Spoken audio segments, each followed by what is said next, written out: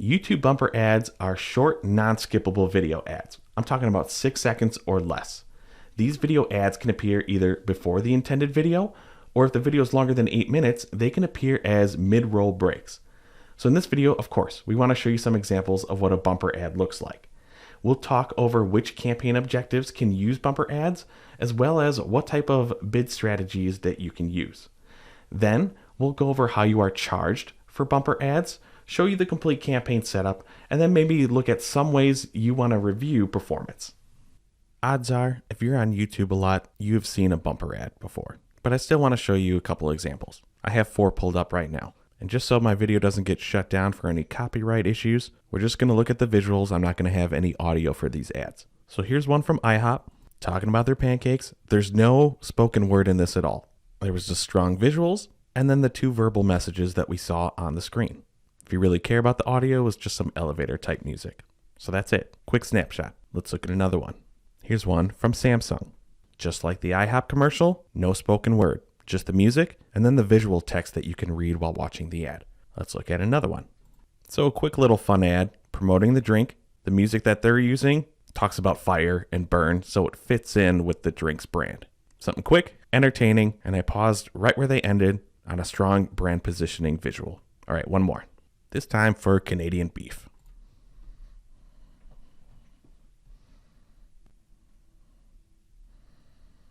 So while you can't hear it, this one actually has a narrator, and she says, "This is brought to you by thinkbeef.ca. It's something along the lines of the only real beef or whatever. So not only does the narrator mention the website in the audio when you're looking at the images, they're also ending it with the website. Clearly their goal is to push you to the website. But you pretty much get what a bumper ad is right now. Quick, short, to the point, and I'll have to say each of the 4 ads that we saw here had strong visuals, a key component to a successful bumper ad. But I'm not going to talk about creative anymore. That's going to be totally up to your brand. Let's go into Google Ads and we'll walk through how to set up a bumper ad campaign. I'm in the campaigns view in Google Ads, so I'm going to want to create a new campaign. I could go to this blue plus button here. You can also go up to this create button. Of course, we want campaign. There are a couple of objectives you can use if you really want to push your bumper ad. The main one is going to be awareness and consideration. Once we choose that, scroll down. Of course, we want video. And then you will see there are several campaign subtypes. Not all of them allow bumper ads. Most likely you will choose video reach. And once you do that, there are a few different ways you can achieve this reach. I will explain each one. Google describes efficient reach as the goal if you want to reach more unique users at a lower cost. And you can see in the description on the screen, yes, you can use bumper ads, but you don't have to use just bumper ads. You can mix in other ad formats like skippable ads, in-feed ads, and shorts ads. The other option is non-skippable reach. This one is straightforward. You're getting in front of the users you're targeting, and they have to watch the entire message. It's not as focused on unique users, so you're probably going to see a higher frequency there, which leads to the third option, target frequency. With target frequency, you will get in front of the same users at a set number of times per week. And just like efficient reach, you don't have to use just bumper ads. You can choose a mix of different ad formats. So when we focus on video reach, no matter which option you select under the video reach subtype, you're allowed to use bumper ads. Now another option under the awareness objective is ad sequencing, a very common way to use bumper ads. We're going to come back to this one later. Going back up to the main objective options, you can also choose to create a campaign without a goals guidance. We want video again, and as we scroll down, they already broke out the video reach subtype into the 3 we talked about. Ad sequence is still there. Once again, I'm just going to choose awareness and consideration, video, reach, scrolling down, and I'm just going to stick with efficient reach just so we can keep on moving. In my description for efficient reach, I did mention that you can mix multiple ad formats. And here we see in this section right here. But as I uncheck these 2 options, if I want to stick to just a bumper ad only campaign, this allows me to do so by sticking with just in-stream ads. Google's warning us, our reach could be limited, most likely you can expect CPMs to increase, and that's fine. But when we're looking at awareness and consideration, notice that our bid strategy is only target CPM, cost per 1,000 impressions. If I go back up and check these 2 boxes, notice that it doesn't change. That is what we get for choosing the awareness and consideration campaign objective. I'm going to uncheck these boxes again, and then we can move on. Go ahead, choose your budget, choose your start and end date if you want to.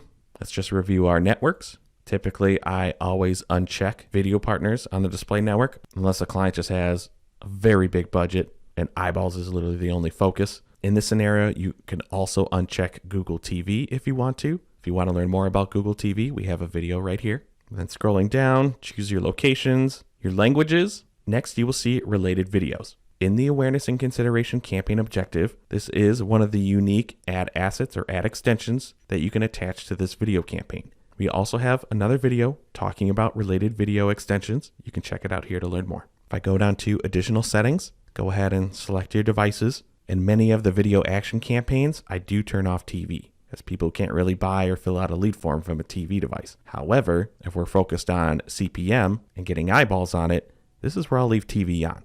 And even though I didn't select the target frequency campaign subtype, you can still go in and add in frequency capping. And then there's your ad schedule, any third-party measurement, change the name of your ad group if you want to, but next you'll be selecting your audience. And just last week, Michelle released a video about building these types of audiences and audience signals within Google Ads. Be sure to watch that one here. This is where you're going to add the targeting for your ad group. So go ahead, select any of the options that Google provides. You can choose your own audiences, whether it's remarketing, customer lists, whatever. I just picked one so we can keep on moving. Always leave this off. But here we see the content section. If you're used to running just video action campaigns, so the objectives of sales, leads, and website traffic, we don't get to change this anymore in those objectives. But for awareness and consideration, or choosing to build a campaign without a goals guidance, you can still add keywords, topics, and start handpicking placements where you may want your bumper ads to show. So we have had clients who really don't care about the audience portion of it. They just want to be on these specific YouTube channels or YouTube videos. You can definitely do that if you're building an only bumper ads campaign. All right, next, choose your videos. I quickly pasted in the 4 that we watched in the beginning. And since I'm on desktop, I didn't get any of the vertical videos. But it is something that you recommend because you don't know where the user is going to be watching depending on what devices you're targeting within the campaign settings. And if I scroll down, notice that we can add in a final URL. You can add in a call to action. We see 130 character headline, a 90 character long headline, and a 90 character description. Let me fill this out really quick and we can look at the ad preview again. Now, since I'm pulling from other accounts, these aren't Paid Media Pros videos, it pulls in the image from this video's YouTube channel. And it'll do that for these other videos. Most likely you're using your own. Hopefully you are. And hopefully your YouTube channel is linked to your Google Ads account. So you can actually get reporting and build audiences from your performance. Yes, you can still use other channels' videos, but you're going to miss out on a lot of information unless that other channel is also linked to your Google Ads account. But anyway, here we see I had Paid Media Pros I put as the headline. There's a URL. Here's our call to action. And if you remember in my campaign settings, I turned off shorts, I turned off the in-feed, I turned off the display network. So in this preview, a lot of this additional information that I just added really isn't going to show. So in this case, yes, I'm combining all the videos. You can choose to do one video at a time. If I drop down the ad creation option, I can go ahead and create multiple video ads here within the same ad group to save you some time. I can also go up to the one I just created, choose to duplicate it, and edit it right there if you only want to make simple tweaks. But if we look at bidding for bumper ad campaigns, remember our only option was target CPM. You could apply Google's recommendation, but I like to start low. In this case, there's no reason for my method. I just want to put something lower in there just so you see the message that Google sends you. Put what you feel comfortable with starting, but I always go lower than the Google recommended amount. Then when the campaign runs, I'll go back and review the metrics to establish the benchmark. And then I will test slowly increasing my target CPM bid to see if what we get in return is worth the initial cost increase. For now, I'll just click Create Campaign, and then I'll continue to Overview. Here we have the Efficient Reach campaign. View rate is now broken out between these 3, but since we shut off these 2, we're only running bumper ads. In-stream will be the only view rate we need. Scrolling over a little bit, these are non-skippable ads. So the user will have to watch 100% of it unless they quickly X out right before. There are other columns that you can look at. This is just one set that I have saved in the account. If we're talking about efficient reach, you probably want to watch your reach metrics. Efficient reach really wants to measure unique users. So start looking at how many unique users you're actually getting in front of. What is the average frequency between those users? Going up to columns again, you can also look at your views column. Some of the stuff we saw before, but the surprising stuff is you don't get CPM in any of those 2 saved views that Google provides. So you can always go back to columns, go to modify. There are your CPM columns to see what you're actually paying for. compare it with your impressions and views. If I go back to mine, it's something that I have saved. One thing I also like to look at are my earned metrics. After you pay for a user to watch or interact with your video, which you will every time with non-skippable ads, any additional actions they take after interacting with your video are free. And those are these 5 actions here. If they watched your videos, liked other videos, shared any of your videos, subscribed to your channel, or added any of your videos to a playlist after they watched your ad, we'll be able to view those metrics here. It adds additional value to your original awareness campaign if you're paying for that user once, but they're engaging with your YouTube channel in other ways after the fact. Something we like to report on. One very important thing to call out about bumper ads. Any view of a bumper ad will not count towards YouTube's view count for that video. So don't expect you can use this to really jack up the view count for your YouTube channel to try to make your videos look much better than they're actually performing. It's not going to work. Also, you cannot build remarketing lists off of bumper ad video views. So that may hinder what I talked about earlier.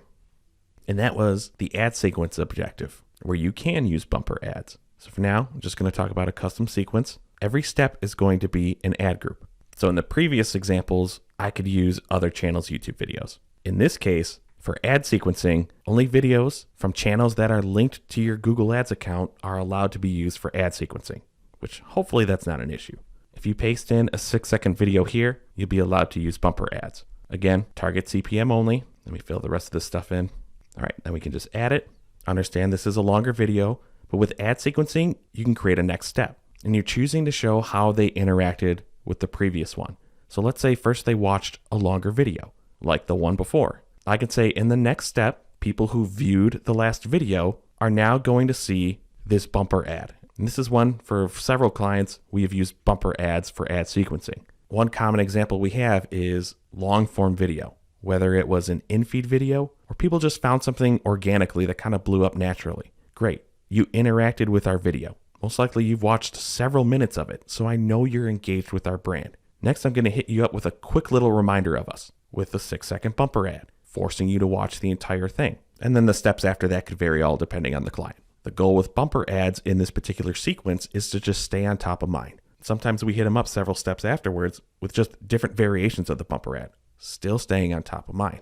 And like with any video campaign, yes, we can add exclusions of once the user has converted or hit a certain point, we'll stop showing them the ads. They'll fall out of the sequence. But these are the main ways we use bumper ads for our clients. Clearly within the campaign settings, and the main goal of it, it's awareness, it's reach, sometimes it's frequency. We're not always looking to get leads immediately, get conversions immediately. If branding is important, bumper ads can help. And many times they are cheaper than other video campaigns within Google. If you have any questions on how you may want to use bumper ads or how to specifically set them up within Google that I may not have covered, please let us know in the comments. Thanks for watching our video. We really appreciate it. If you liked it, give us a thumbs up below. If you really liked it, maybe think about subscribing to the Paid Media Pros YouTube channel and you'll get alerted every time a new video drops. If you really liked it, you can help support the channel by checking out some of the t-shirts that we're wearing on our merch shelf, as well as looking at the Super Thanks button.